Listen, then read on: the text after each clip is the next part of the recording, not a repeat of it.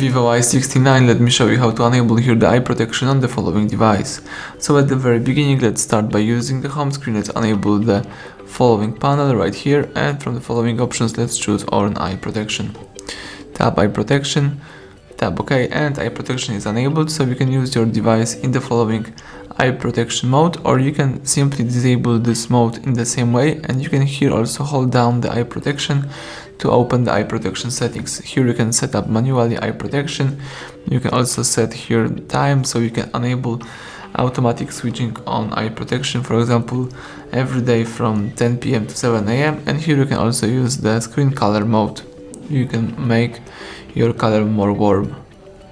So that's it, everything went well. Thank you for watching. Please subscribe our channel, leave thumbs up under the video.